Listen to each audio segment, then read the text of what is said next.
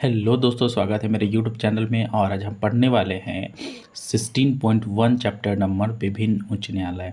पिछले वाले चैप्टर में मैंने सर्वोच्च न्यायालय के बारे में पढ़ाया था। अगर आपने वो मेरा वीडियो नहीं देखा है तो आप जो है जाके मेरे यूट्यूब चैनल पे वो वीडियो देख सकते हैं। ये जो बुक है, ये बुक है भारत राज्य व्यवस्था, जो कि बीपीएससी और पीएसएससी परीक्षाओं में पूछे गए प्रीवियस ईयर में जो भी क्वेश्चन पूछे गए हैं वो सभी क्वेश्चन जो है 1992 से 2025 तक जो भी क्वेश्चन पूछे गए हैं वो सभी क्वेश्चन जो है इसमें संकलित किया गया है।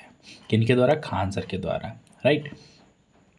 तो हम चलते हैं और सीधे क्वेश्चन पे चलते हैं, राइट। तो आज का हमारा पहला क्वेश्चन है भारत में न्यायिक पुनरीक्षण शक्ति का प्रयोग किया जाता है।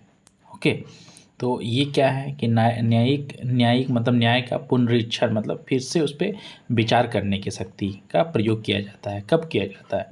तो हमारा पहला ऑप्शन है केवल सर्वोच्च न्यायालय द्वारा, या सर्वोच्च न्यायालय और उच्च न्यायालय के द्वारा, या भारत के सभी न्यायालयों द्वारा, या भारत के राष्ट्रपति द्वारा। तो मैं बताना चाहता हूँ कि भारत में न्यायिक पुनरीक्षण जो है की शक्ति जो है का प्रयोग सर्वोच्च न्यायालय और उच्च न्यायालय जो है दोनों के द्वारा किया जाता है। सर्वोच्च न्यायालय को केंद्र और राज्यों के बीच या राज्यों के बीच जो है विवाद के संबंध में जो है न्यायिक पुनरीक्षण करने का अधिकार है। और इसके अतिरिक्त जो कहते हैं कि सर्वोच्च न्यायालय किसी भी कानून या सरकारी कार्रवाई को मतलब कि रद्द कर सकता है, राइट।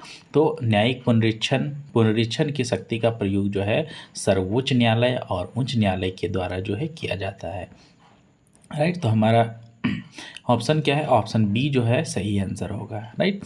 तो नेक्स्ट क्वेश्चन की ओर बढ़ते हैं। बोला कि भारत में उच्च न्यायालय सर्वप्रथम जो है प्रारंभ हुआ था। कब हुआ था प्रारंभ? सर्वप्रथम प्रारंभ हुआ था, ओके। तो कहाँ हुआ था प्रारंभ? तो मुंबई हो गया, चेन्नई हो गया, कोलकाता हो गया। पहला ऑप्शन है दिल्ली एवं कोलकाता हो गया, मुंबई, दिल्ली एवं चेन्नई हो गया, चेन्नई एवं मुंबई हो गया। तो इसके बारे में बताना चाहता हूँ कि भारत में प्रथम उच्च न्यायालय की स्थापना जो है कब हुई थी, है ना? 1862 ईस्वी में हुई थी। और कहाँ पे हुई थी? वो स्थान है कोलकाता, है ना? वो स्थान है कोलकाता।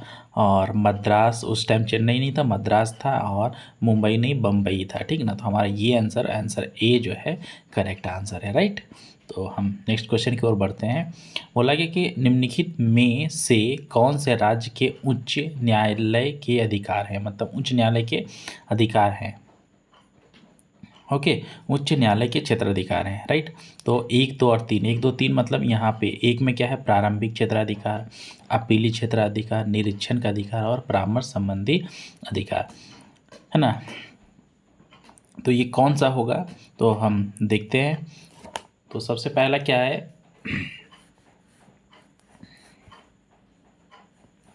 तो उच्च न्यायालय का जो क्षेत्राधिकार होता है वो प्रारंभिक क्षेत्राधिकार और अपीली क्षेत्राधिकार और न्यायाधीश या रिट संबंधी क्षेत्राधिकार या अभिलेख न्यायालय क्या 215 में दिया गया है। न्यायिक समीक्षा की शक्ति जो है अभिनस्त न्यायालय पर नियंत्रण 215 में दिया गया है। और क्या है? पर्यवेक्षण संबंधी अधिकार, परामर्शी अधिकार उच्च न्यायालय के अंतर्गत नहीं आता है, राइट। मतलब परामर्श देने की शक्ति जो है उच्च न्यायालय के अंतर्गत नहीं आता है। तो मतलब हमारा क्या है? ऑप्शन 4 जो है इसको छोड़ के जो है सभी अन है, मतलब 1, 2 और 3 है। तो हमारा आंसर क्या होगा? ए, बी, सी, करेक्ट। तो नेक्स्ट क्वेश्चन है, बोला कौन सा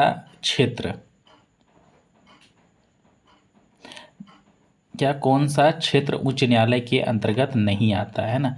कौन सा क्षेत्र उच्च न्यायालय के? तो अभी तुरंत मैंने बताया था कि उच्च न्यायालय के अंदर जो है कौन सा नहीं आता है। तो उच्च न्यायालय के अंदर यह परामर्श संबंधी जो है क्षेत्राधिकार जो है नहीं आता है, राइट। तो परामर्श संबंधी ना, तो हम देखते हैं क्या है। तो देखिए अपीली अधिकार आता है उच्च न्यायालय के अंदर, है ना? क्योंकि अपील अधिकार आएगा। और ये परामर्श संबंधी है, निरीक्षण का अधिकार भी आता है। और आरंभिक अधिकार तो उसके पास होता ही है। तो परामर्शी अधिकार जो है उच्च न्यायालय के अंतर्गत नहीं आता है। तो हमारा आंसर जो है बी जो है करेक्ट होगा। क्वेश्चन नंबर 5 की ओर बढ़ते हैं। बोला कि उच्च न्यायालय के न्यायाधीश की अवकाश की आयु है ना। तो अवकाश की जब भी उच्च न्यायालय में क्या होता है, जब 62 ईयर कंप्लीट हो जाता है तो उनको मतलब कि क्या है, रिटायर हो जाते हैं, राइट। लेकिन सर्वोच्च न्यायालय में वो कितना एज होता है, 65 होता है, राइट। समझ में आया। तो हमारा आंसर कौन सा होगा, answer C is the correct answer. Okay,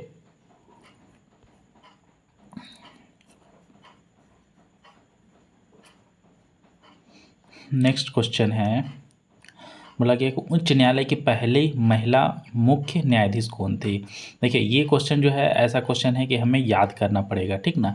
तो उच्च न्यायालय की पहली महिला न्यायाधीश कौन थी, तो उनका नाम है लीला सेठ। अब लीला सेठ जो थी, लीला सेठ भारत में जो उच्च न्यायालय में मतलब कि पहली मुख्य न्यायाधीश थी। उन्होंने मतलब 1991 में, ठीक 1991 में, है ना, हिमाचल प्रदेश उच्च न्यायालय के मुख्य न्यायाधीश के रूप में शपथ लिया था।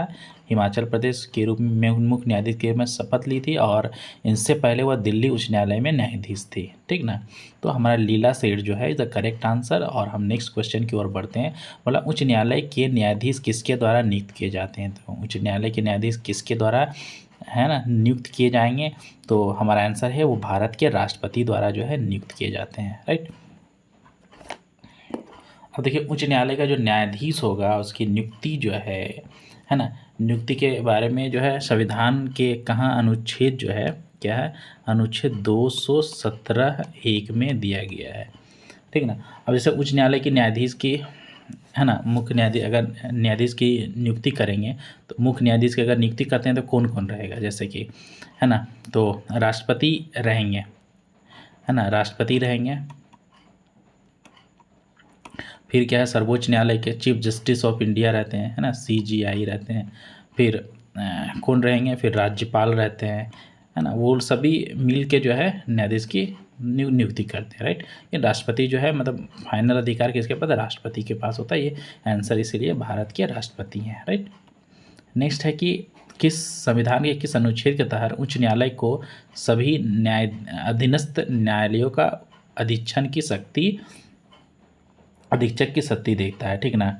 तो ये मतलब किस इसके अंदर गया, तो भारत संविधान के अनुच्छेद जब आप 227 पढ़ेंगे तो उसके अनुसार बोला गया है कि उच्च न्यायालय को अपने अधिकार क्षेत्र के अंतर्गत आने वाले सभी न्यायालयों और न्यायाधिकारियों का अधीक्षण की शक्ति प्राप्त है, ठीक ना। तो वो आर्टिकल क्या है, 227 है ना। 227 के तहत क्या कहा गया कि उच्च न्यायालय जो है अधीनस्थ न्यायालयों की कार्य प्रणाली और कार्यवाही को विनियमित करने के लिए नियम बना सकती है और इसका प्रारूप निर्धारित जो है कर सकती है, राइट। अब इसमें जो है हमारा 226 है, 228 है, 229 है, राइट। तो मैं इसके बारे में भी थोड़ा सा जो है आपको बता देता हूँ, है ना। तो हमारा क्या कौन सा है, 226 है, 227 है अनुच्छेद और 228। तो मुझे लगा कि ये अनुच्छेद जो है ज़रूरी है, तो मतलब महत्वपूर्ण है, तो मैं इनको समझाना, है ना। अब पहला हमारा अनुच्छेद क्या है, 226। 226 में 226 जो है इसके बारे में क्या कहते हैं कि, तो अनुच्छेद 226 क्या है, जैसे कि जब अनुच्छेद क्या 32 होता है, अनुच्छेद 32 है, उसी प्रकार क्या है अनुच्छेद 226 है। अनुच्छेद 32 में क्या है कि जैसे कि जब भी कभी मौलिक अधिकार का हनन होता है तो हम क्या है डायरेक्ट जो है सुप्रीम कोर्ट में जा सकते हैं ना, सुप्रीम कोर्ट में जा सकते हैं। उसी प्रकार जो है हम सुप्रीम कोर्ट ना जाके क्या है उच्च न्यायालय में जाएंगे तो उसके अकॉर्डिंग क्या है 226 मतलब न्यायालय को ये अधिकार प्राप्त है कि रिट वो जारी कर सके, है ना। जब भी कोई मौलिक अधिकार का जो है उल्लंघन होता है या ना, ये हो गया। अब हमारा अनुच्छेद 228 आया।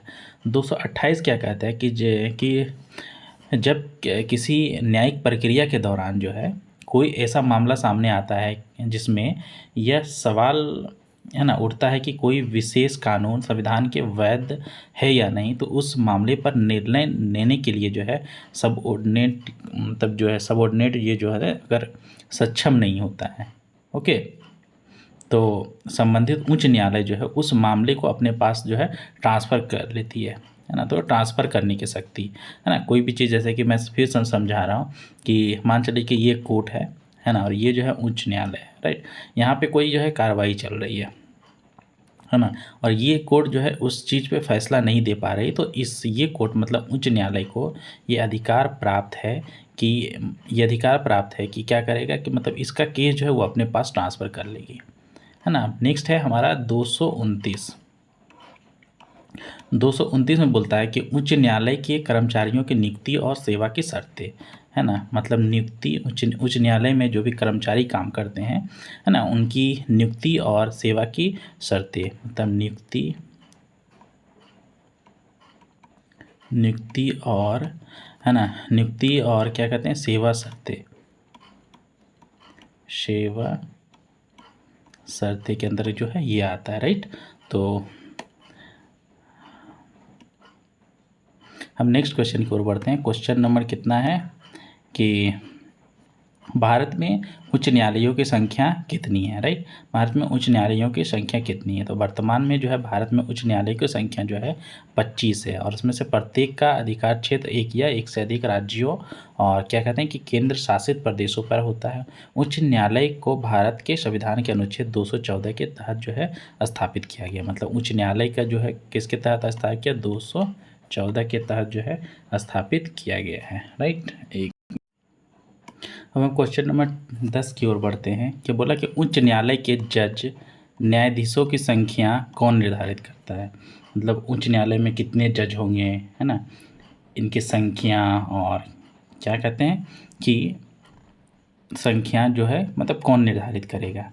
इनको निर्धारित करने का जो है अधिकार जो है, जब आप अनुच्छेद 216 पढ़ेंगे, अनुच्छेद 216, तो इसमें बताया गया है कि प्रत्येक उच्च न्यायालय में एक मुख्य न्यायाधीश तथा अन्य न्यायाधीश होंगे, ओके। और अन्य न्यायाधीश की संख्या का निर्धारण जो है राष्ट्रपति करता है, ओके। प्रत्येक क्या है उच्च न्यायालय में क्या है न्यायाधीश होंगे, एक मुख्य न्यायाधीश, जैसे कि एक, है ना, मुख्य न्यायाधीश होंगे, एक मुख्य क्या है न्यायाधीश होंगे, और कौन होंगे? अन्य न्यायाधीश होंगे,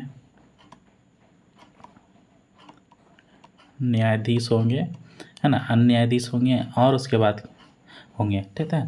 तो अन्य न्यायाधीश जो है, अन्य न्यायाधीश की संख्या का निर्धारण जो है, इनकी संख्या का निर्धारण जो है ओके, कौन करेंगे? है ना, अन्य न्यायाधीशों की संख्या का निर्धारण जो है राष्ट्रपति करते हैं, ओके। क्या है? राष्ट्रपति जी करते हैं, राइट। संख्या का निर्धारण कौन है? राष्ट्रपति करते हैं, ओके। तो हमारा आंसर जो है बी जो है क्या होगा? करेक्ट आंसर हो जाएगा, राइट। तो नेक्स्ट क्वेश्चन की ओर बढ़ते हैं। बोला गया है कि निम्न में से निम्न में से यहाँ पे किस होगा, ओके, किस हाई कोर्ट, है ना, किस हाई कोर्ट में सबसे अधिक मुकदमे विचाराधीन है, मतलब कि जो है अंडर कंसिडरेशन है, तो वो कौन सा है? वो जो है इलाहाबाद जो है ना, इलाहाबाद जो है कोर्ट जो है, उनके अंदर जो है सबसे अधिक मुकदमे जो है अभी तक हैं, ओके। इनका नाम जो है अभी प्रयागराज हो गया है, तो आप लोग कंफ्यूज ना होइएगा कृपया करके, ओके।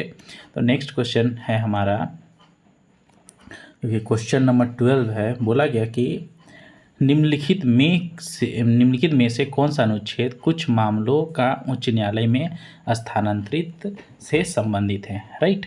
तो स्थानांतरित से संबंधित है। अब इसमें क्या है? अनुच्छेद क्या है? 225, 226, 227, 228, राइट। तो देखते हैं क्या है। तो हमारा सबसे इसमें क्या है कि कौन सा अनुच्छेद कुछ मामलों का, है ना, कुछ मामलों का उच्च न्यायालय में स्थानांतरित से संबंधित है। तो मैंने अभी कुछ देर पहले ही ये बताया था कि अनुच्छेद जो है 228 जो है कुछ मामलों को उच्च न्यायालय में स्थानांतरित करने से जो है संबंधित है, राइट। और जैसे कि 227 अगर बोलिए तो 227 के बारे में क्या है कि बोला क्या कि उच्च न्यायालय द्वारा सभी न्यायालयों पर जो है अधिच्छन शक्ति के बारे में, है ना। तो अधिच्छन शक्ति के बारे में उच्च न्यायालय द्वारा सभी न्यायालयों पर, है ना, तो मैं लिख देता हूँ उच्च न्यायालय, है ना, न्यायालय का अधिच्छन शक्ति। ओके, अधिच्छन शक्ति के बारे में 226 क्या है कि उच्च न्यायालय जो है रिट मतलब जारी करता है ना, रिट जारी करने की, उच्च न्यायालय का, है ना, रिट जारी करने की शक्ति। अब हमारा अनुच्छेद कितना है 225। ओके, तो अनुच्छेद क्या है 225,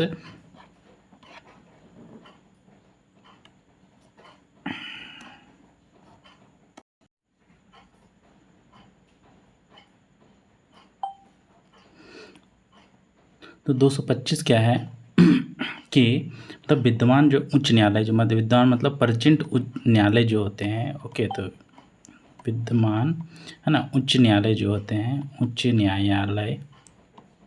न्यायालय जो होते हैं उनका अधिकार क्षेत्र के बारे में इसमें दिया गया है, राइट। एक मिनट,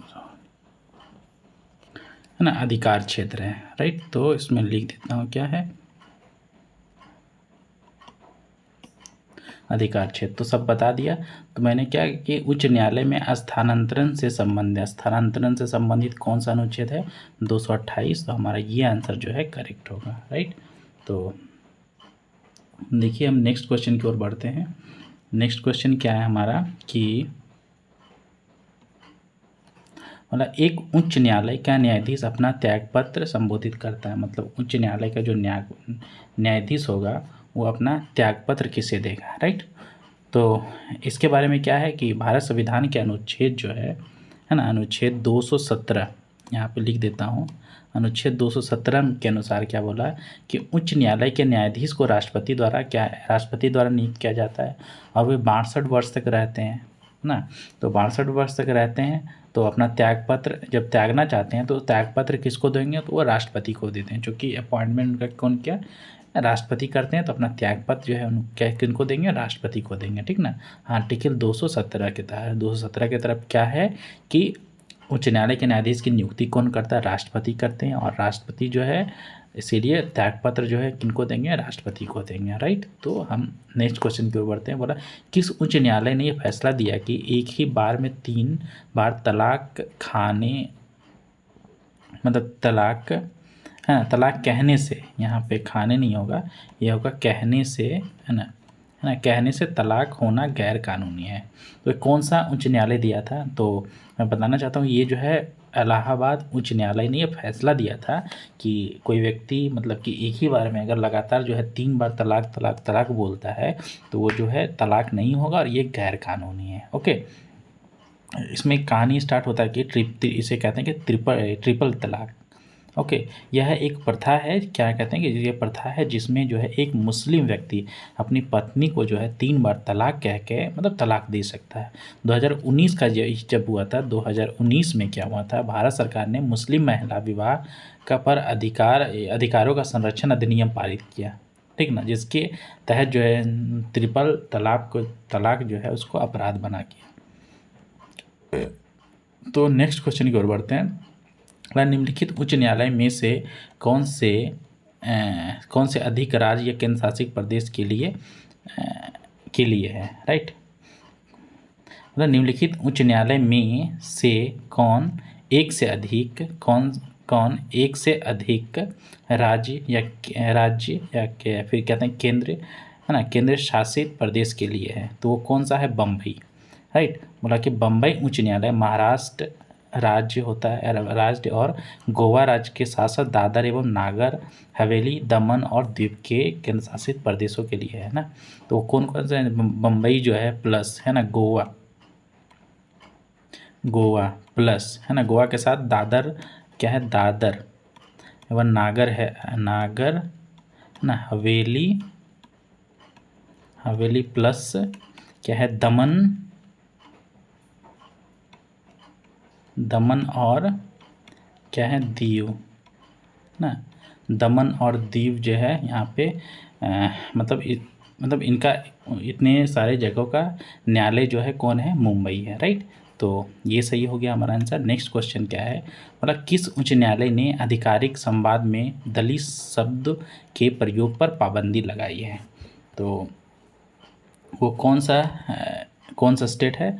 तो स्टेट है, कहाँ चला गया, ये है ना, मुंबई उच्च न्यायालय जो है नहीं है ना, राजस्थान उच्च न्यायालय नहीं है, हिमाचल प्रदेश उच्च न्यायालय नहीं है, क्या मध्य प्रदेश उच्च न्यायालय ने ये फैसला दिया था कि, है ना, मध्य प्रदेश उच्च न्यायालय के ग्वालियर खंडपीठ, है ना, मध्य के उच्च न्यायालय के ग्वालियर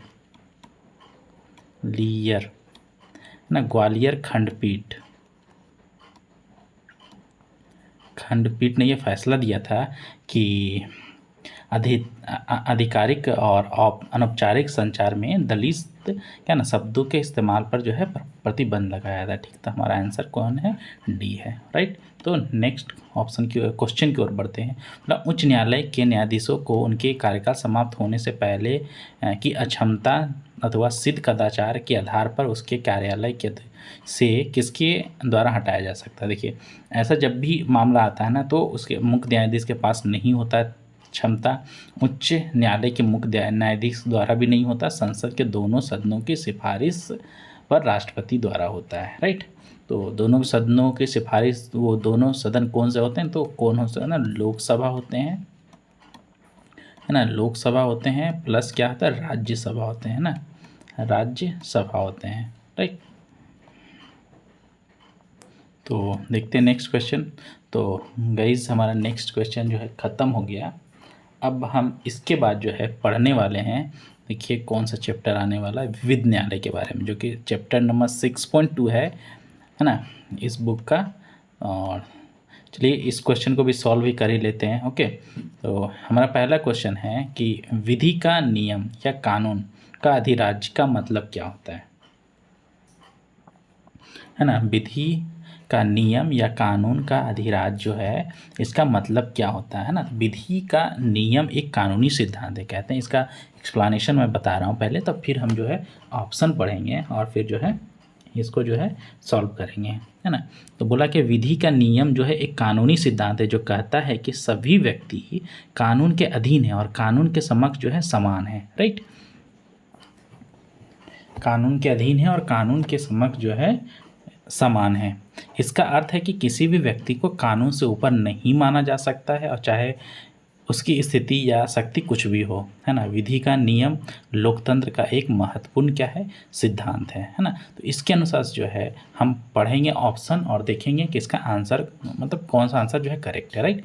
सभी के लिए एक कानून और सभी के लिए न्यायतंत्र। ओके, सभी के लिए एक कानून और सभी के लिए एक राज्य, सभी के लिए एक राज्य और सभी के लिए एक न्यायतंत्र, और एक के लिए सभी कानून और सभी के लिए एक न्यायतंत्र, या वह उपयुक्त में से कोई नहीं, या फिर बोलना है कि उपयुक्त में से एक से अधिक, तो आंसर हो सकता है, राइट। तो हमने क्या पढ़ा था कि विधि का नियम ये सिद्धांत कहता है कि सभी को समान मतलब माना जाएगा, है ना, कानून के सामने जो है ना, कानून के सामने सभी जो है समान है ना, समान है। और सभी के लिए क्या है, अगर समान है तो सभी के लिए न्यायतंत्र जो है एक होगा, है ना, एक न्यायतंत्र होगा, न्यायतंत्र होगा। न्यायतंत्र मतलब सबको मतलब समान माना जाएगा, तो सभी के लिए एक कानून होगा, है ना, सबके लिए एक कानून है, सबके लिए एक कानून है, समान कानून है, और क्या है, सभी के लिए न्यायतंत्र जो है होगा, राइट। तो क्या है, मतलब सभी को न्याय मिलेगा, राइट। तो हमारा ऑप्शन ए जो है करेक्ट आंसर है। हम नेक्स्ट क्वेश्चन की ओर बढ़ते हैं। मतलब भारत में न्यायिक पुनरावलोकन का आधार है। न्यायिक पुनरावलोकन मतलब क्या, जुडिशियल रिव्यू, मतलब कोई कानून है, अगर वो कानून है, अगर वो उस कानून में कोई खामियां हैं, ठीक ना, तो इसको रिव्यू कौन करेगा, ये सुप्रीम कोर्ट करते हैं ना। तो उस चीज़ को मतलब रिव्यू करना ही जुडिशियल न्यायिक क्या होता है, पुनरावलोकन होता है ना, कानून के द्वारा, कोर्ट के द्वारा करना। तो क्या है, कानून की उचित प्रक्रिया या कानून द्वारा स्थापित प्रक्रिया, राइट, या फिर क्या है, कानून का शासन या संसद और स्थापित प्रक्रिया, या फिर क्या बोला, इनमें से कोई नहीं, या फिर एक से क्या है अधिक है ना। तो भारत में क्या है, न्यायिक पुनरावलोकन आधार जो है कानून द्वारा स्थापित प्रक्रिया है। इसका मतलब क्या है, कानून द्वारा स्थापित प्रक्रिया मतलब कानून में जो प्रक्रिया मतलब लिखा गया है, बस उसको आधार मान के जो है करना है ना। तो इसका मतलब क्या है, न्यायालयों को कानून की व्याख्या और लागू करते समय संविधान और कानूनों का पालन करना चाहिए ना। तो भारत संविधान का अनुच्छेद आप 13 पढ़ेंगे तो है ना 13, अनुच्छेद 13 जब पढ़ेंगे तो 13 में जो है क्या है, पुनरावलोकन की शक्ति जो है प्रदान करता है। और यह अनुच्छेद कहता है कि कोई भी कानून जो मौलिक अधिकारों का उल्लंघन करता है वह शून्य हो जाएगा। राइट, मतलब कोई भी कानून जो मौलिक अधिकारों का उल्लंघन करता है उस कानून को क्या है, शून्य माना जाएगा, मतलब वो नल एंड वॉइड हो जाएगा। ओके, हमारा क्वेश्चन नंबर 3 है, बोला कि निम्नलिखित में से न्यायालय किस मामले में हस्तक्षेप नहीं करता है।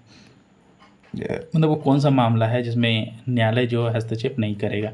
जैसे पंचायत में सीटों का आवंटन या चुनावी क्षेत्र का परिसीमन निम्न में, हाँ, ये चुनावी क्षेत्रों का परिसीमन है और ये निम्न में सत्य है, मतलब ये अलग से है। ठीक ना, बताना है कि ये कौन सा जो है सत्य है।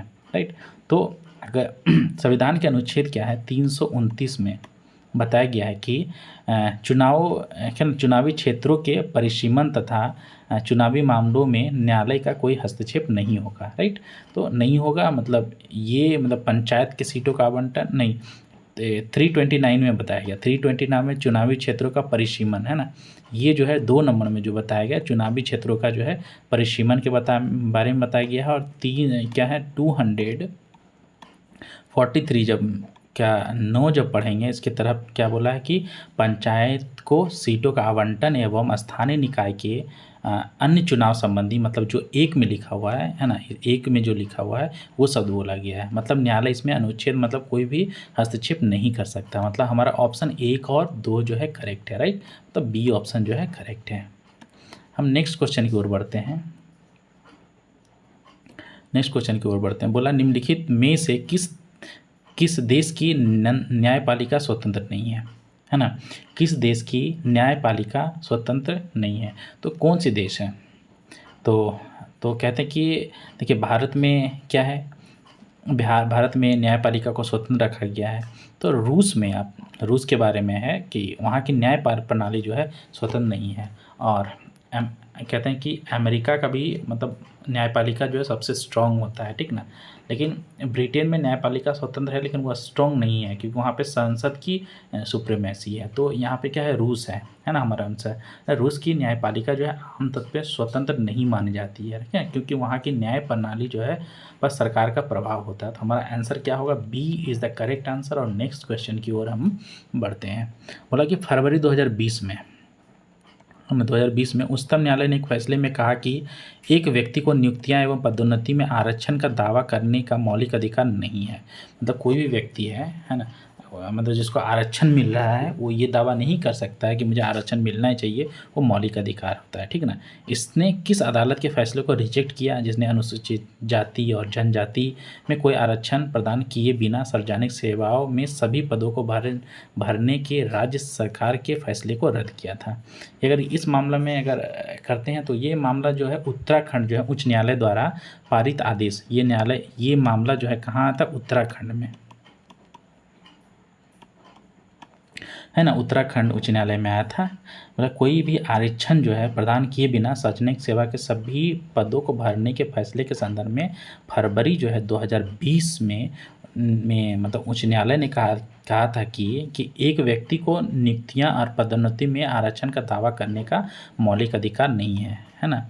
मतलब एक व्यक्ति है ना, ये दावा नहीं कर सकता कि आरक्षण, मतलब कि जब नियुक्ति होगी, मतलब कोई भी नियुक्ति मतलब अपॉइंटमेंट, राइट, अपॉइंटमेंट है या फिर प्रमोशन है ना, प्रमोशन में क्या होगा, अपॉइंटमेंट या प्रमोशन में वो नहीं बोल सकता है कि ये हमारा क्या है, मौलिक अधिकार है ना, मौलिक अधिकार है ना। तो किसने बोला था, तो किसने, उत्तराखंड उच्च न्यायालय। हमारा ऑप्शन डी जो है करेक्ट है। राइट, तो नेक्स्ट क्वेश्चन की ओर बढ़ते हैं। बोला 1980 के दशक में के प्रारंभ में सर्वोच्च न्यायालय ने न्याय तक पहुंच बढ़ाने के लिए कौन सा तंत्र का प्रयोग किया था। ये कौन सा तंत्र का प्रयोग किया था, तो ये है कि 1980 के दशक में क्या भारत सर्वोच्च न्यायालय ने जनहित याचिका का मतलब क्या है? जनहित याचिका, हाँ, इसको इंग्लिश में क्या बोलते हैं? PIL ना, PIL शॉर्ट फॉर्म है, तो क्या बोलेंगे? पब्लिक, है ना, पब्लिक इंटरेस्ट, है ना, interest litigation, litigation, okay, public interest litigation को शॉर्ट फॉर्म में क्या कहते हैं?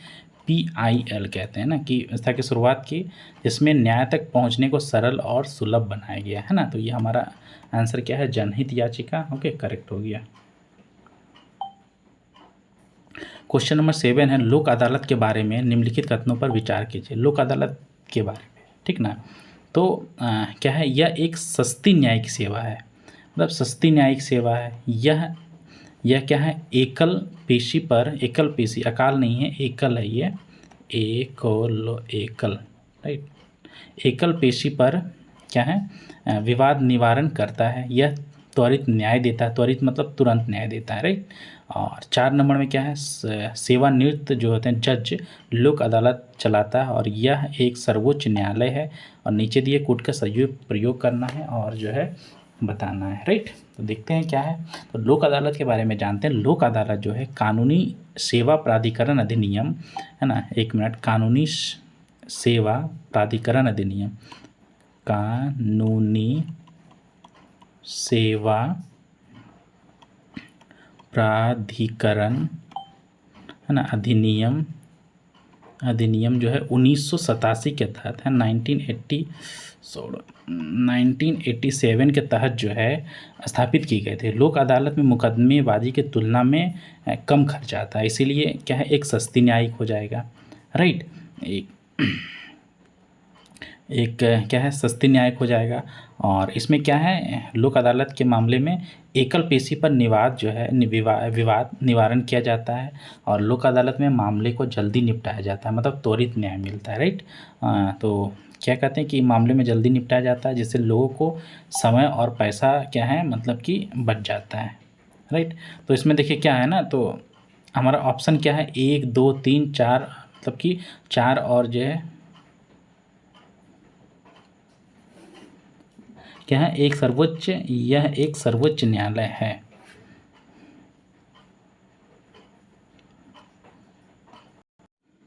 हाँ, तो यह एक सर्वोच्च न्यायालय है, राइट। तो सर्वोच्च न्यायालय यहाँ कहने का मतलब है कि लोक अदालत का जो भी निर्णय दिया जाता है, ओके, तो यह ऐसा माना जाता है कि यह अंतिम होता है, ओके, तथा सभी पक्षों का बाध्यकारी होता है, तथा ऐसा निर्णय के विरुद्ध किसी भी न्यायालय में अपील नहीं की जा सकती है। इसका मतलब क्या? 1 2 3 4 और 5 जो हमारा सभी का सभी ऑप्शन करेक्ट है, लेकिन हम देखेंगे तो इसमें से कोई भी ऐसा नहीं है, मतलब हमारा डू करेंगे उपयुक्त में से एक से अधिक, राइट। तो हम नेक्स्ट क्वेश्चन की ओर बढ़ते हैं। नेक्स्ट क्वेश्चन के भारत में चलित न्यायालय का मानस पुत्र है, चलित न्यायालय का मानस पुत्र है, राइट। तो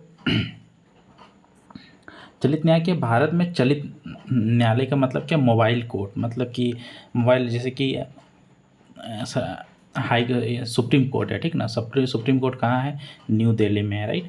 और जैसे कि हाई कोर्ट होते हैं वो कहाँ होते हैं? उच्च न्यायालय क्या होता है? मतलब कि एक जो फिक्स जगह होता है, राइट, कि यहाँ पे उच्च न्यायालय बनाया गया है ना। तो ये जो है मतलब कि फैसला जो है तो सभी जगह जो है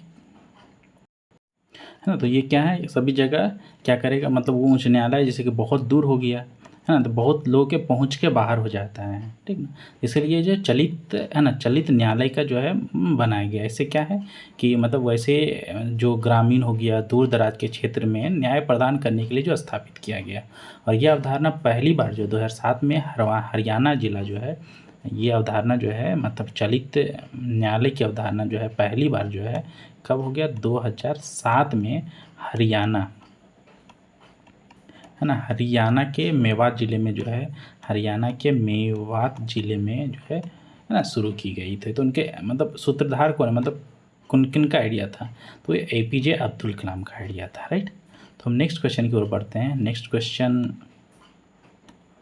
दोस्तों इसमें इतना ही क्वेश्चन था, मतलब क्वेश्चन 8 में तो ये ख़त्म हो गया। तो नेक्स्ट क्लास जब हम पढ़ेंगे तो उसमें हम पढ़ेंगे वित्त आयोग के बारे में। तो अगर आपको मेरा क्लास, मेरा पढ़ाने का स्टाइल अच्छा लगता है, अगर आप समझते हैं तो मेरे चैनल को लाइक एंड सब्सक्राइब कीजिए। तो मिलते हैं हम नेक्स्ट क्लास में। Okay, bye bye.